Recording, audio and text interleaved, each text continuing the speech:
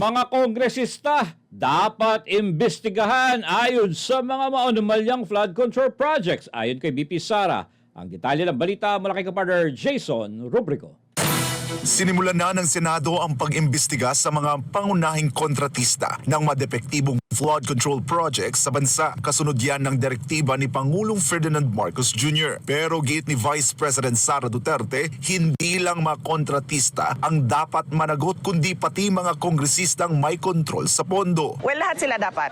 No, hindi lang yung mga contractors dahil yung mga contractors ay mga tauhan din sila ng mga members of the House of Representatives. Muli ring binanata ni VP Sara sina House Speaker Martin Romualdez at ako Bicol Representative Zaldico na ani ay kumukontrol at naghahati-hati sa pambansang budget. Bagay na siya ring dahilan kaya siya bumitaw noon sa Department of Education.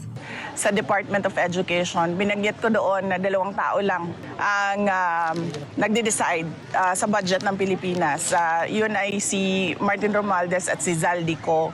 At yung mga kasamahan nila o mga grupo nila, kasama din nila yon sa paghati-hati noong budget ng Pilipinas. Dahil nakita namin yon sa Department of Education. Dagdag ni VP Sara, matagal na niyang iniulat kay Marcos Jr. ang panghihimasok ng mga kongresista sa pondo ng bayan. Pero hindi raw ito pinansin. Kaya ipinagtataka ng bise ang biglaang pagpapaimbestiga ng Pangulo sa mga flood control projects. Nabanggit namin yon kay BBM na ganun ang ginawa. Pero noon ay wala siyang reaction. Tapos bigla ngayon, meron na siyang reaction. Paniwala ko, ginagawa nila yan para lang sabihin sa susunod na baha na, tingnan nyo, may ginawa naman kami.